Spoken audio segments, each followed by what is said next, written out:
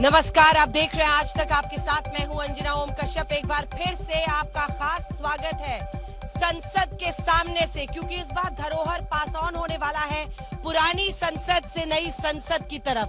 तस्वीरें आप देख रहे हैं पुरानी संसद की हमारे साथ, और सामने जो झरझर बहता हुआ पानी है कल, लेकिन इन सब के बीच सियासत कितनी गर्म है इसका अंदाजा आप लगा सकते हैं, क्योंकि 18 से 22 जो विशेष सत्र 5 दिनों का बुलाया गया है, उन सब के बीच बहुत बड़ी बड़ी बातों की आशंका विपक्ष जाहिर कर रहा है। वहीं सरकार ने अपनी तरफ से विशेष सत्र को लेकर जो एजेंडा साफ किया है, आपको वो पहले बता देते हैं। सबसे बड़ी बात यह है कि कुल 4 बिल पेश किए जाने हैं, लेकिन उससे भी पहले यानी कल जब शुरुआत होगी तो 18 सितंबर को आप देखेंगे कि 75 साल आजादी के, संविधान सभा के गठन से लेकर 75 साल आजादी के जो अनुभव एक देश के तौर पर रहा है, संसदीय परंपराओं का रहा है, देश की सोच, देश के चरित्र का रहा है, उन सब पर पहले चर्चा की शुरुआत होगी पुरानी संसद। 19 तारीख से 4 दिन के लिए कार्यवाही शुरू होगी, जिसमें 2 बिल जो राज्यसभा में पेश होने हैं, उसमें पोस्ट ऑफिस बिल है, मुख्य चुनाव आयुक्त और अन्य चुनाव आयुक्त की नियुक्ति का बिल राज्यसभा में पेश होना है। वहीं दूसरी तरफ लोकसभा में पेश होंगे 2 अन्य बिल, जिसमें प्रेस और अन्य पीरियोडिकल्स रजिस्ट्रेशन बिल है, और एक और बिल, जिसे मिलाकर 2 बिल लोकसभा में पेश किए जाएंगे। तो कुल मिलाकर परिस्थिति यह है कि अभी तक जो सरकार ने एजेंडे में बताया है, उस एजेंडे में 4 बिल को लेकर चर्चा है। एक चुनाव आयुक्त, अन्य चुनाव आयुक्त की नियुक्ति बिल जो राज्यसभा में पेश होनी है, उस पर तो खासी चर्चा भी आपने देखी है, लेकिन एडवोकेट्स अमेंडमेंट बिल हो या फिर दूसरा जो पीरियोडिकल रजिस्ट्रेशन बिल है, वो दोनों लोकसभा में पेश हो रहे हैं। गहमा गहमी जबरदस्त रहेगी। कल शुरुआत पुरानी संसद से होगी, जिसके बाद गणेश चतुर्थी पर नई संसद में कार्यवाही शुरू होगी। आइए आपको अपनी ये रिपोर्ट दिखाते हैं। उसके बाद 3 घंटे की इस नॉन स्टॉप कवरेज में यहां से हम आपको बताएंगे कि विपक्ष को आखिर ऐसा क्यों लगता है कि यहीं पर मामला नहीं रुकने वाला है, कुछ बड़ा हो सकता है। और सरकार पक्ष से ये पूछेंगे कि आखिर आपके मन में चल क्या रहा है, विशेष सत्र क्यों बुलाया। देखिए ये रिपोर्ट।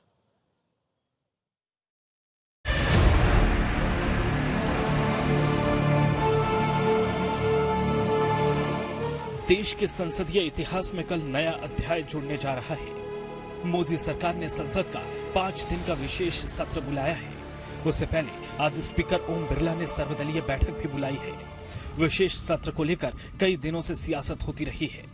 पहले सरकार ने एजेंडा को लेकर यह कहकर चुप्पी साधे रखी कि विशेष सत्रों का एजेंडा पहले से जारी करने की परंपरा नहीं है, लेकिन कुछ रोज पहले सरकार ने एजेंडा भी सार्वजनिक कर दिया। इसके मुताबिक विशेष सत्र में 4 बिल पास होने हैं। इसमें चुनाव आयुक्तों की नियुक्ति का बिल सरकार और विपक्ष के बीच टकराव का मुद्दा बना हुआ है। इसी बीच कांग्रेस ने दांव खेला है। पार्टी ने सरकार से मांग की है कि विशेष सत्र में महिला आरक्षण से जुड़ा बिल पेश करके पास किया जाए, जो कई सालों से अटका हुआ है। डॉक्टर मनमोहन सिंह की सरकार के वक्त जो ये बिल आया, वो आज तक जीवित है, राज्यसभा में पास हुआ है।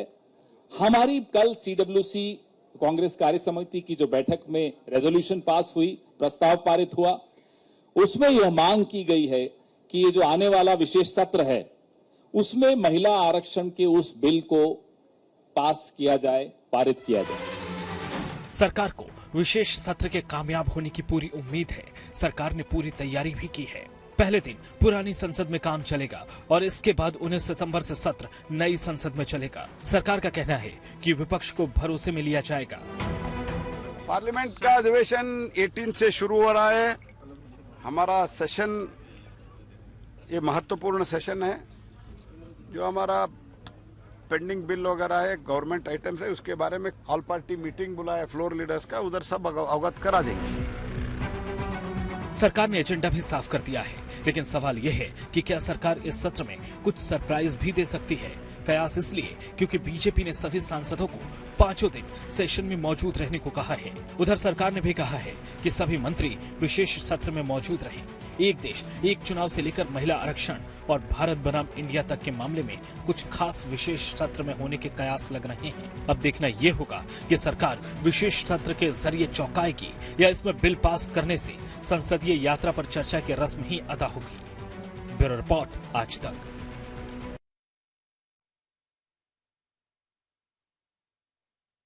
और ये भी याद रखिए कि 2024 के चुनावों की लड़ाई भी संसद के इस विशेष सत्र तक आ गई है, क्योंकि चर्चा इस बात को लेकर है कि अगर ये विशेष सत्र बुलाया जा रहा है तो इससे भी 2024 की चुनावी रणनीति को साधने की कोशिश ये सरकार करेगी। आपका परिचय खास मेहमानों से करा देते हैं जो हमारे साथ इस चर्चा में शामिल हो रहे हैं। शिवम त्यागी हमारे साथ प्रवक्ता भारतीय जनता पार्टी के यहाँ जुड़ गए, दीपक झा प्रवक्ता कांग्रेस पार्टी के हमारे साथ चर्चा में जुड़ रहे हैं, सत्य प्रकाश मिश्रा नेता जेडीयू के हमारे साथ जुड़ रहे हैं, कन्वीनर है नीतीश विचार मंच मिशन का, और Madhav Anand national general secretary RLJD के हमारे साथ इस चर्चा में जुड़ रहे हैं। लेकिन आइए आपको सबसे पहले लिए चलते हैं अपने सहयोगी हिमांशु मिश्रा के पास जो इस वक्त हमारे साथ जुड़ रहे हैं। हिमांशु, विशेष सत्र बुलाया, आखिर मन में क्या बात चल रही है, इसको लेकर खूब चर्चा हो रही है।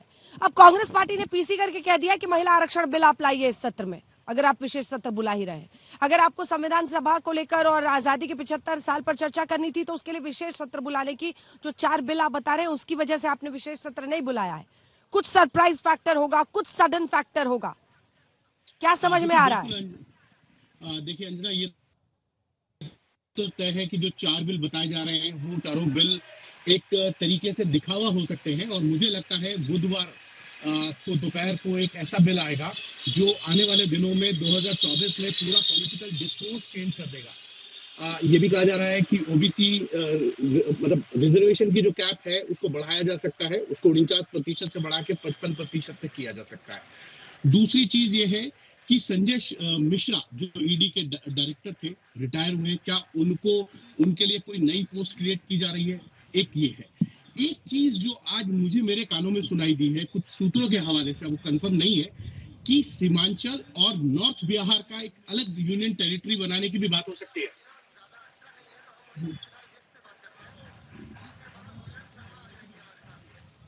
हेलो, ठीक है हिमांशु मैं आ रही हूँ। आपका ऑडियो थोड़ा सा डिस्टर्ब है, आप जानकारी लेकिन बहुत जबरदस्त दे रहे हैं, क्योंकि इसके साथ ही पूरा जो एक जिसको पैंडोरास बॉक्स कहते हैं कि क्या खुलने वाला है, क्या नया होने वाला है, उस पर चर्चाएं खूब हो रही हैं, अटकलें खूब हो रही हैं।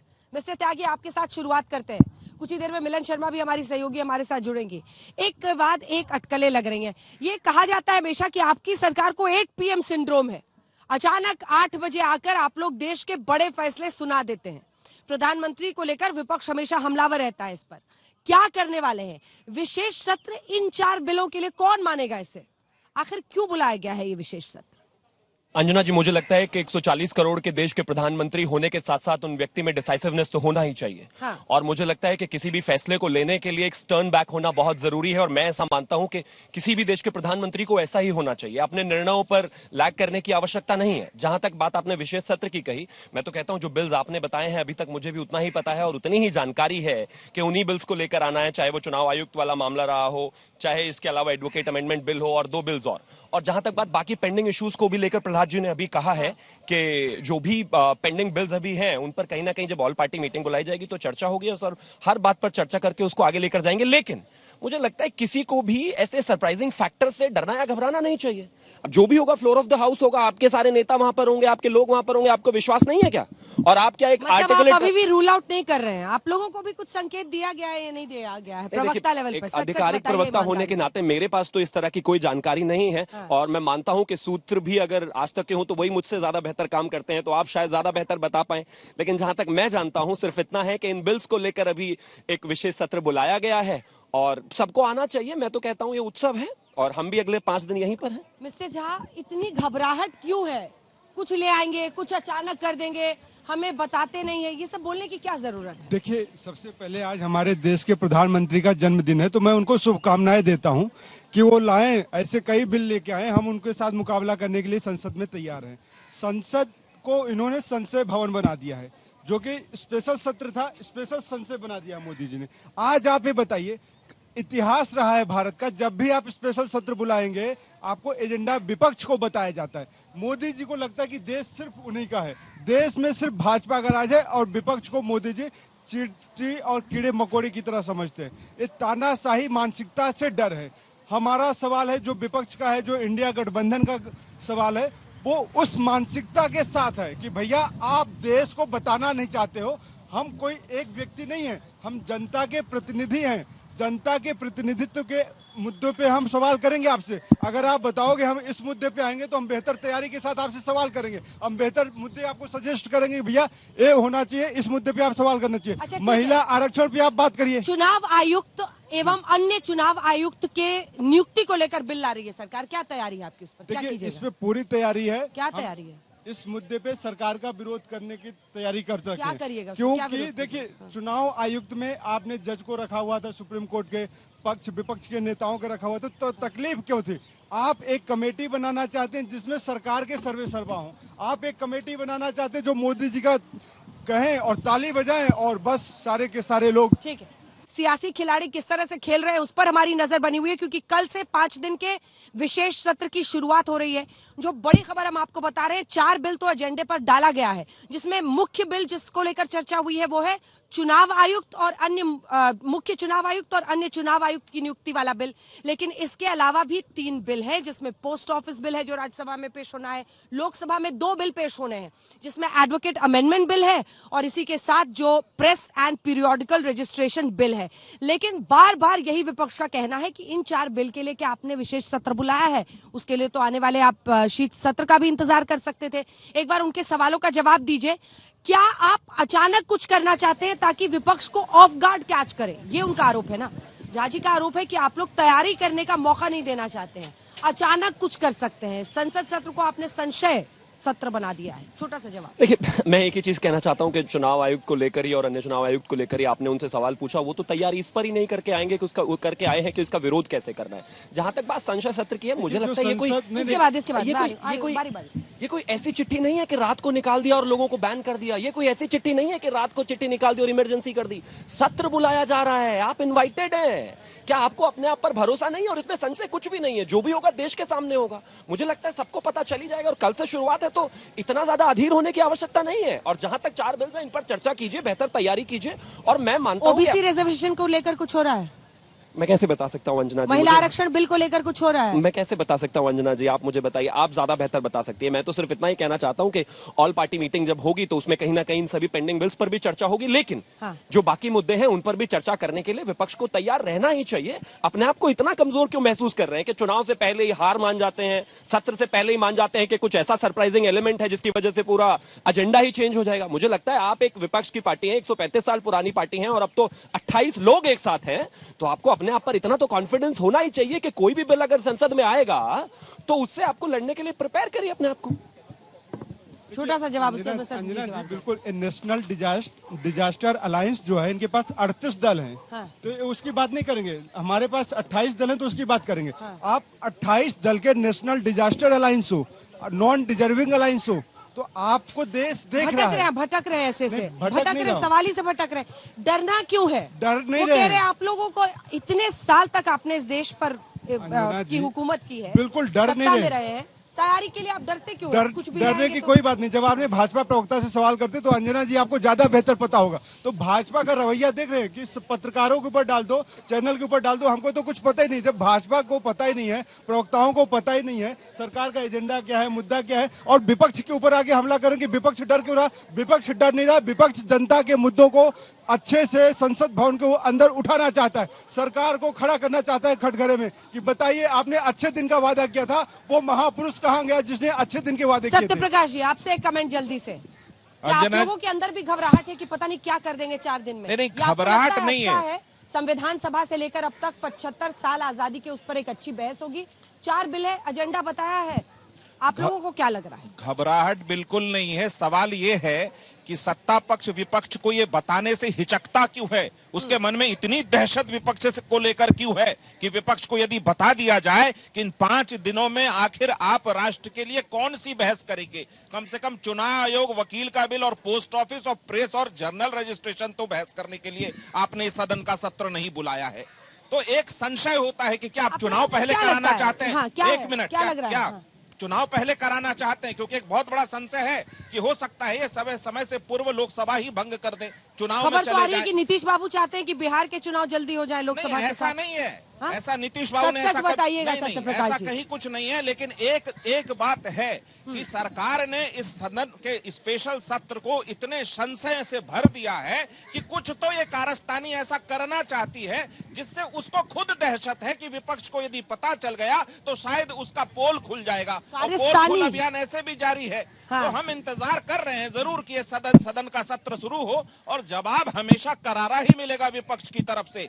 आप समझिए कि सर्वोच्च न्यायालय के जो कॉन्स्टिट्यूशनल बेंच है, हाँ, उसके फैसलों को बदलने का एक फैशन चला दिया है भारतीय जनता पार्टी ने। चाहे वो दिल्ली का मसला हो, चाहे चुनाव आयोग का मसला हो। 3 मार्च को एक फैसला आया चुनाव आयोग के लिए और वो सर्वोत्तम फैसला है। उसमें कोई संशोधन अगर आप लाकर करते हैं तो इसका मतलब आप चुनाव आयोग को पर कतरना चाहते हैं। उनमें कई तरह की बातें अंजना जी जो चुनाव आयोग को एक सरकारी ब्यूरोक्रेट की तरह स्थापित कर देगा। यहां तक कि उसका तनख्वाह भी कैबिनेट सेक्रेटरी के स्तर का होगा। वो स्वतंत्र उतना नहीं हो पाएगा जो संविधान की धारा 324(2) कहती है, उतना उसको पावर नहीं मिल पाएगा। इसका वाजिब सवाल है, ये वाजिब। एक बार उनसे एक बार कमेंट ले लो माधव आनंद देखेगा।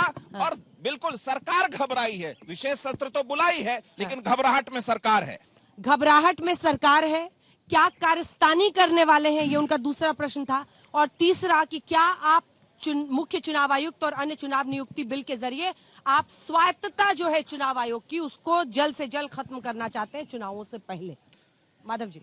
अंजना जी, विश्व के महानतम नेताओं में से एक आदरणीय यशस्वी प्रधानमंत्री जी को का जन्मदिन है। मैं उनको ढेर सारी शुभकामना देता हूं और प्रभु राम से प्रार्थना करता हूं उनकी दीर्घायु हो। और आज विश्वकर्मा पूजा भी है और आदरणीय मोदी जी जिस तरह देश को संवारने और सजाने और खुशी बांटने का काम कर रहे हैं, तो यह कहने में मुझे कहीं कोई हिचकिचाहट नहीं है कि वो भी भगवान के तरह, भगवान विश्वकर्मा की तरह पूरे भारतवासियों के लिए। यह मुझे कहने में कोई हिचकिचाहट नहीं है। और विपक्ष के लोग को हो सकता है आपत्ति हो, लेकिन मुझे और मेरे एनडीए को कोई आपत्ति इस पर नहीं है। अब जहां तक हमारे जेडीयू के प्रवक्ता ने बोला कि भय संशय, अरे भाई, भय संशय और ट्रस्ट किसके अंदर में नहीं है यह तो सबको पता है। आपके यानी हम लोगों के सूबे के मुख्यमंत्री राष्ट्रपति के भोज में आते हैं, 4 घंटा बिताते हैं और उसमें यह बात होने लगती है कि भाई नीतीश जी कब पलटी मार देंगे लोगों को पता नहीं। तो ट्रस्ट डिफिसिट तो आप में है। चाचा को भतीजा पे विश्वास नहीं है, भतीजा को चाचा पे विश्वास नहीं है। हम लोगों में ट्रस्ट देखिए, हम लोगों में इतनी ट्रस्ट है, हम लोगों में कोई घबराहट नहीं है, कुछ नहीं प्रॉब्लम हम लोगों में। यही तो हम लोग की केमिस्ट्री है। आप लोग अंकगणित की बात करते रहिए लेकिन हम लोग हमेशा केमिस्ट्री की बात करते हैं। आदरणीय प्रधानमंत्री जी की जो केमिस्ट्री देश की जनता के साथ है वही हम लोग की लिए सबसे बड़ी उपलब्धि है और हम लोग एकजुट हैं। और जहां तक संसद का विशेष सत्र, अरे जो भी होगा देश हित में होगा। प्रधानमंत्री जी आज तक जितने फैसले लिए हैं देश हित में लिए हैं, देश की जनता के लिए लिए हैं। आप जैसे भ्रष्टाचारियों के लिए नहीं लिए हैं, क्योंकि आप लोग का तो एक ही कहना है, सारे भ्रष्टाचारी एक हो जाओ और परिवारवादी एक हो जाओ। आप लोग परिवारवाद की बात कर रहे हो, भ्रष्टाचार की बात करो, हम लोग देश सेवा की बात कर रहे हैं। इसीलिए हम लोग को घबराने की चिंता नहीं है, चिंता आप लोग को होनी चाहिए। क्या गाड़ी पलटी इन्होंने, एकदम रोड में एकदम साइड वाले लेन से निकले जैसे ही। चुनाव आयोग को लेकर दूसरा सवाल जो मेरा था उस पर माधव आनंद जी ने जो बाईपास लेन है उस पर गाड़ी अपनी चढ़ा दी है ना माधव जी। नहीं अंजना जी, अंजना जी सेलेक्टिव एमनीशिया होता है ना, सवाल में वही बोलना है जो रट के आए। मोदी जी को पहले बधाई देनी है, मोदी जी के लिए खूब पढ़ाई करनी है, उसके बाद ये बोलना। अरे सर थोड़ा तो प्रश्न को भी सुनिए। अंजना जी आपके चैनल पर मैंने कहा देश हित में यह जरूरी हो, 1 नेशन 1 इलेक्शन जरूरी है देश हित में। हमारे राष्ट्रीय अध्यक्ष उपेंद्र कुशवाहा जी ने भी कहा, स्वागत किया, यह होना चाहिए। लेकिन यह कब से होगा वो तो सरकार डिसाइड करेगी, चुनाव आयोग डिसाइड करेगी। क्या इस संदेह की कोई नींव है जिसकी वजह से विपक्ष बार बार कह रहा है कि सिर्फ ये 4 बिल के लिए नहीं बुलाया है ये विशेष सत्र, सिर्फ संविधान सभा पर चर्चा के लिए ये नहीं बुलाया है ये विशेष सत्र? क्या इस संदेह के पीछे नीचे कोई नींव है या फिर ऐसे हवाई मामला है विपक्ष की तरफ से? देखिए अंजना, जब से ये बात उड़ी कि जो स्पेशल सेशन बुलाया है उसका एजेंडा क्यों नहीं पहले डिक्लेयर किया गया, इसी चीज को लेकर जो कंट्रोवर्सी अब इतनी बड़ी हो गई है कि जहां पर विपक्ष अभी भी पूछ रहा है कि जो आपने इतना स्पेशल सेशन बुलाया है, ओल्ड पार्लियामेंट बिल्डिंग से उसकी शुरुआत होगी, फिर नई पार्लियामेंट में शिफ्ट करेंगे, लेकिन एजेंडा जो डिस्कशन के लिए किया जाएगा उसमें डिस्कस करने के लिए आपने इतने दिन क्यों रखे हुए हैं?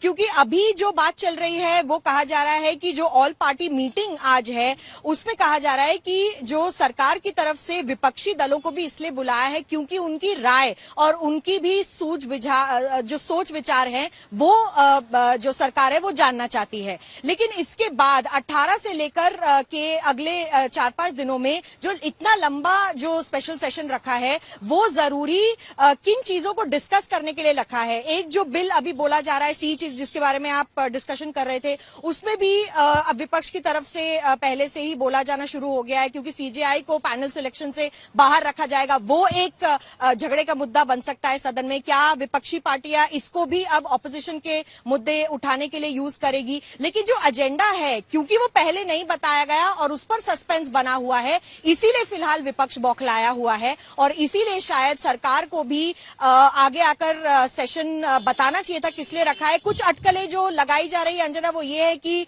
शायद G20 पे डिस्कशन हो सकता है, शायद डिस्कशन हो सकता है और अन्य मुद्दों पर जिस पे भारत सरकार अभी काम कर चुकी है। तो ये तमाम अटकलें ही हैं, लेकिन जब तक एक फॉर्मल डिस्कशन पॉइंट और एजेंडा नहीं बाहर आता है तब तक विपक्ष बौखलाया रहेगा।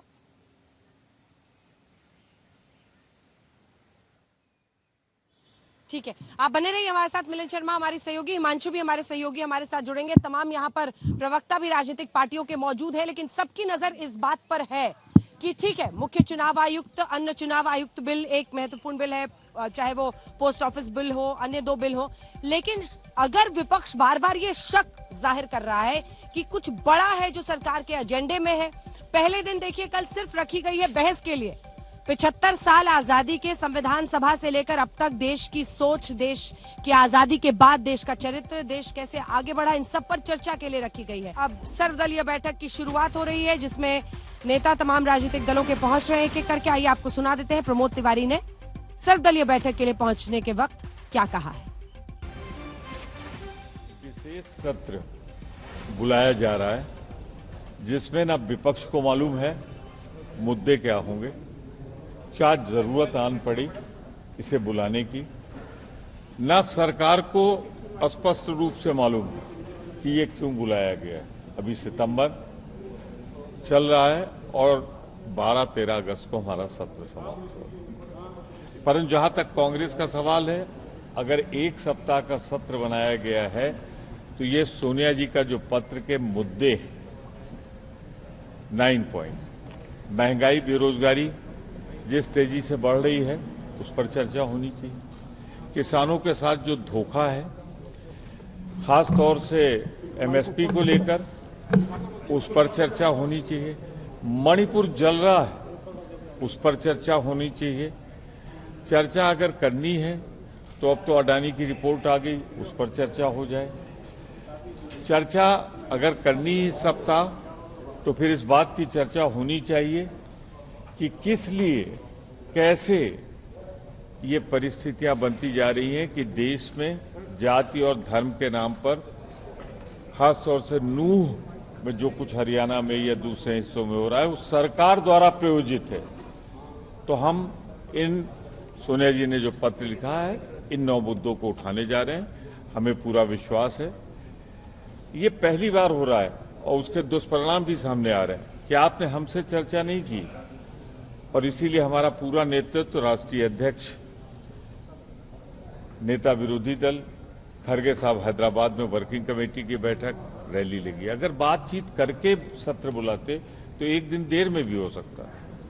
तो कुल मिलाकर ये सरकार की तरफ से एक कोशिश है जानबूझकर कि आत्म प्रशंसा के अलावा इस सत्र में क्या आने वाला है किसी को नहीं मालूम। सिर्फ और सिर्फ और सिर्फ आत्म प्रशंसा की कोशिश, किसानों से मतलब नहीं, आम आदमी से मतलब नहीं, राष्ट्रीय समस्या से मतलब नहीं, जिस तरह चीन ने जमीन हवाई कब्जा कर, ये मुद्दे हम उठाएंगे। तमाम मुद्दों पर घेरते हुए प्रमोद तिवारी सरकार को, आइए आपको लिए चलते हैं। हिमांशु हमारे सहयोगी इस वक्त हमारे साथ जुड़ रहे हैं, जिसके बाद खास मेहमानों से हम यहाँ पर चर्चा करेंगे। लेकिन हिमांशु, हमने तो रख दिया है कवरेज का नाम मिले सुर मेरा तुम्हारा, सुर मिलने के आसार दिख नहीं रहे हैं क्योंकि विपक्ष हमलावर है। प्रमोद तिवारी ने तो तमाम मुद्दे उठाए, वो कह रहे हैं कि विपक्षी पार्टियों को सरकार कॉन्फिडेंस में लेती ही नहीं है और ये उनकी सबसे बड़ी परेशानी है। इसी के अलावा तमाम मुद्दों पर, महंगाई से लेकर आम आदमी, किसान, हर मुद्दे पर वो घेर रहे हैं सरकार को। अडानी भी बोले। देखिए बिल्कुल विपक्ष ये बात कह रहा है कि उनको बताया नहीं है कि स्पेशल सत्र जो बुलाया जा रहा है उस पे एजेंडा क्या है सरकार का। सरकार की तरफ से 4 बिल दे दिए गए हैं, लेकिन मुझे लगता है ना ये 4 बिल नहीं है। सप्लीमेंट्री बिजनेस में सरकार जब चाहे स्पीकर या चेयरमैन राज्यसभा की इजाजत से दोनों सदनों के अंदर कोई भी बिल ला सकती है। उसके लिए बिजनेस एडवाइजरी में डिस्कशन की जरूरत नहीं होती है। तो महिला आरक्षण पे कांग्रेस को लगता था कि वो लाया जा सकता है, इसलिए वो स्कोर करने के लिए उन्होंने कहा कि सरकार महिला आरक्षण बिल लेके आए। 2009 में कांग्रेस की जब नेतृत्व वाली सरकार थी यूपीए, उसने वो पास किया था। 5 साल उन्होंने भी कुछ नहीं किया, लोकसभा में वो बिल नहीं आया। उसके बाद ये माना जा रहा है, मैंने आपको बताया ओबीसी का रिजर्वेशन को बढ़ाने की, जिससे कि जो रिजर्वेशन की कैप है 49 से बढ़ाकर 55 की जा सकती है। संजय मिश्रा का एक इशू है, उनके लिए कोई स्पेशल जगह बनाई जा सकती है। तीसरा एक बड़ा मुझे आज जो सुनने में आया कुछ लोगों से, जो मेरी बात हुई है सूत्रों के हवाले से, उसमें साफ साफ ये कहा जा रहा है कि सीमांचल और नॉर्थ बंगाल जो है उसको मिला के एक अलग यूनियन टेरिटरी स्टेट बनाया जा सकता है। मुंबई को एक अलग यूनियन टेरिटरी बनाया जा सकता है। ये सारी चीजें अगर होती हैं तो कहीं ना कहीं अगले 2024 का जो पॉलिटिकल डिस्कोर्स है वो चेंज हो सकता है। और अगर ये बात आ रही है तो कहीं ना कहीं सरकार के अंदर इसको लेकर कुछ ना कुछ खिचड़ी पक रही होगी, कुछ ना कुछ चर्चाएं चल रही होंगी, जो अब धीरे धीरे छनकर बाहर आना शुरू हो गई है। आपको याद होगा कि सबको ये लगता था कि 2019 में जब 5 अगस्त को 370 को हटाया गया था, तब ये सबको लगता था कि 33A जो है वहां से हटाया जाएगा, लेकिन 370 भी हटा दिया गया था। तो ये चीजें अब खुलकर आने लगी है कि सरकार किस तरफ आगे बढ़ना चाह रही है। अंजल,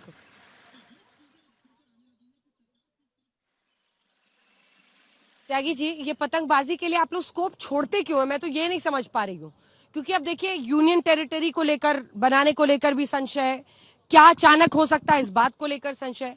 परिस्थिति बहुत ही आपकी सरकार को लेकर लोगों के मन में रहता है कि पता नहीं अचानक क्या कर देंगे। अंजना जी, ये तो उल्टा बेजोड़ व्यक्तित्व की बात है कि कोई भी व्यक्ति इस बात को मानने के लिए तैयार ही नहीं है कि ये सिर्फ 4 ही बिल आने और कुछ आना ही नहीं है। कोई भी इस बात को मानने के लिए तैयार नहीं है। सब कहते हैं कि मोदी जी है, कुछ ना कुछ तो जरूर करेंगे, कुछ ना कुछ तो जरूर करेंगे, लेकिन इसके पीछे की घबराहट का कोई विषय नहीं है। इस देश में भारतीय जनता पार्टी के पास 1980 में 2 सांसद थे, लेकिन बावजूद उसके जो है संसद में आवाज गूंजती थी। हमारी संख्या बहुत समय पर कम थी, लेकिन अटल बिहारी वाजपेयी जब बोलते थे तमाम मुद्दों पर तो देश सुनता था। आपको क्या लगता है आपको नहीं सुना जाएगा? और सबसे महत्वपूर्ण विषय यह भी है कि जैसे शुरुआत में अभी प्रमोद तिवारी जी ने कहा कि भाई तमाम ये विषय है, इन पर चर्चा होनी चाहिए, बिल्कुल होनी चाहिए, लेकिन चर्चा के वक्त आपको वहां पर होना भी चाहिए। मणिपुर पर चर्चा मांगे और फिर बाइकआउट करके चले गए, आप वहां से सदन से चले गए, वॉकआउट कर गए, तो जाहिर बात है, मैं मानता हूं कि यहां पर ये पतंगबाजी नहीं है। ये तो जितने भी कयास लगाए जा रहे हैं, रिपोर्टर्स कह रहे हैं या फिर लोग कह रहे हैं कि अलग अलग सूत्रों से खबर आ रही है, लेकिन भारतीय जनता पार्टी की तरफ से ऐसा कोई ऑफिशियल अनाउंसमेंट अभी हुआ नहीं है। लेकिन विषय ये है कि इतना डर और घबराहट किस बात की है विपक्ष में? आप मुझे एक चीज बताइए, कोई अलोकतांत्रिक तरीके से कोई बिल नहीं आ रहा है या फिर अलोकतांत्रिक तरीके से कोई निर्णय नहीं हो रहा है। यहां पर साफ है कि सरकार सत्र बुला रही है, और जैसे कि पहले हमेशा से होता है कि कभी भी विशेष सत्र को लेकर पहले से कोई प्रायर इंटीमेशन दिया नहीं जाता है। बिजनेस एडवाइजरी कमेटी के तहत होता है या फिर ऑल पार्टी मीटिंग के तहत होता है। मुझे लगता है कुछ इंतजार अगर और कर लेंगे तो अपने आप चीजें क्लियर हो जाएंगी, लेकिन आपको अपने आप में इतना कॉन्फिडेंस होना चाहिए। 28 मिलकर भी मुझे लग रहा है मुकाबला नहीं कर पा रहे हैं शायद। ठीक है जाजी, क्या सुर मिलने के थोड़े से भी आसार हैं? पहले इसके साथ शुरू कीजिए, क्योंकि मैं जब लोगों के बीच में जाती हूँ तो यही बोलते हैं वो लोग कि मिल के क्यों नहीं ये लोग सारे अच्छा काम करते हैं देश के लिए। अब लोग तो हैं वो अपने तरीके से सोचते हैं, सुर मिलने का 0.001% भी चांस है या नहीं, ये बताइए। देखिए अंजना जी, देश के हित के मुद्दे पे हम सरकार के साथ बात पूरी कीजिएगा। स्मृति ईरानी कुछ बोल रही है, सुना देते हैं, फिर आप ही की बात सुनिए। अभिनंदन करती हूँ। ये भी गौरतलब है कि माननीय प्रधानमंत्री जी ने आज देश की राजधानी में विश्व स्तरीय कन्वेंशन सेंटर को राष्ट्र को समर्पित किया। यशोभूमि नाम से इस सेंटर के माध्यम से वैश्विक स्तर की कई आर्थिक और सामाजिक व्यवस्थाओं को बल मिलेगा। भारत के हुनर, भारत के कौशल को प्रतिबिंबित करने का हमारे पास एक स्थल और सामर्थ्य मिलेगा। आज का दिन भारत, तो आज प्रधानमंत्री का जन्मदिन भी है, ऐसे में यशोभूमि जो उन्होंने कन्वेंशन सेंटर द्वारका का उद्घाटन किया है उसका जिक्र करते हुए आप केंद्रीय मंत्री स्मृति ईरानी को सुन रहे थे। अब अपनी बात पूरी कीजिए। क्या सुर मिलने के थोड़े से भी चांसेस हैं? सुर मिलना तो मैं बहुत ही मीठा करके इसको बोल रही हूँ, दरअसल मैं आपसे पूछ रही हूँ कि संसद चलेगी या वेल में नारेबाजी होगी? देखिए अंजना जी, सरकार जो भी जनता के हित के मुद्दे की लाएगी उसमें विपक्ष सरकार का साथ देने के लिए तैयार है। एक विपक्ष वचनबद्ध है जनता के लिए, क्योंकि मेरे को या मेरी सरकार विपक्ष के नेताओं को नरेंद्र मोदी जी से कोई दिक्कत नहीं है। जनता के मुद्दे अगर आप लेके आएंगे हम आपके साथ हैं। बात दूसरी है, जो यहाँ पे किसी ने कहा विश्वकर्मा जी हैं नरेंद्र मोदी जी, किसी ने कहा बेजोड़ व्यक्तित्व है। अरे भैया, किसी ने कहा था नेता पढ़ा लिखा होना चाहिए, तो इतने में उस व्यक्ति की नौकरी चली गई। अगर नेता पढ़ा लिखा होगा देश का तो संशय नहीं रहेगा, देश में स्पष्ट रहेगा, सारे मुद्दे स्पष्टता के साथ आते। यहाँ पे पतंगबाजी ना कर रहे होते हम लोग, यहाँ पे बैठ के हम चौकीदार और चाय वाले के ऊपर चर्चा ना कर रहे होते हम लोग। उन्होंने तो एजेंडा बता दिया है ना झा जी, एजेंडा बता दिया, लेकिन आपके पत्रकार हिमांशु ने भी देखा, कहा उन्होंने एक सुगुफा छोड़ दिया कि टेरिटरी। हम तो बात ही नहीं करना चाहते कि आखिर लाना क्या चाह रहे हैं। हम सिंपल सी और साधारण सी बात करना चाहते हैं। मोदी जी बताइए, हम संसद भवन में आपसे बहस करने के लिए तैयार है, लेकिन आप एजेंडा बता दीजिए। आप 4 एजेंडे के अलावा अगर कुछ नहीं कहेंगे तो बहुत बढ़िया, स्वागत करते हैं आपका, हम इसी 4 मुद्दे पे बैठेंगे। लेकिन संशय मोदी जी के चरित्र को देख के होता है, क्योंकि मोदी जी का जो पिछला 9 साल का ट्रैक रिकॉर्ड है, चरित्र मतलब राजनीतिक चरित्र, इससे मत समझिएगा, क्योंकि भाजपा वालों की सोच बड़ी तुच्छ होती है थोड़ी सी। तो राजनीतिक चरित्र से बात होता है कि आप सुबह क्या करेंगे, शाम को क्या करेंगे। पूरे देश ने देखा था कोरोना काल में, हर दिन सुबह शाम नियम बदले जाते थे, सुबह कुछ हुआ शाम कुछ और, तो पूरे देश को कंफ्यूजन की स्थिति में डाल दिया था। इसीलिए मैंने कहा नेता पढ़ा लिखा हो, संसद संयम के साथ चले, ना कि संशय के साथ चले, तब देश का कल्याण होगा। लेकिन ये लोग सिर्फ एक व्यक्ति की पूजा करते हैं, एक व्यक्तिवाद पे ये लोग राजनीति करते हैं। अरे भैया, देश की 80 करोड़ जनता को आपने 5 किलो अनाज में खरीद रहे हो, बेच रहे हो। ये है भारत सरकार का 5 सालों का 9 सालों का विकास। 80 करोड़ जनता को आप 5 किलो अनाज दे रहे हैं। अंजना जी, देखने की बात है, सोचने की बात है। हम कहां जा रहे हैं? G20 करते हैं, आप पूरे दुनिया में दिखाते हैं कि हमारा नाम हो रहा है, भारत का नाम हो रहा है, लेकिन 5 किलो अनाज, भाई साहब जागिए, उठिए और अच्छे दिन का जो वादा किया था वो लेके आइए। रोजगार की बात करिए, 3.5 लाख पद रेलवे में खाली है, उस पर आप बात नहीं करेंगे। अंजना जी देखिए, मतलब धर्म के नाम पे लोगों को लड़ा देंगे। जाइए भाई, 3-4 मिनट मिले आपको, नहीं कुछ बोल पाए आप। अंजना जी, मैं तो बस एक ही चीज पूछना चाहता हूँ कि दीपक जी, ये जो टैगलाइन आपने राहुल गांधी की बनाई है, डरो मत, ये सिर्फ लिखने के लिए लिखा हुआ है या डर तो हद से ज्यादा है आपको? दूसरा, ये विश्वकर्मा भगवान पर इस तरह की टिप्पणी आपकी अच्छी नहीं है। आपने जो कहा ये विश्वकर्मा बता रहे हैं, ये बता रहे हैं, वो बता रहे हैं।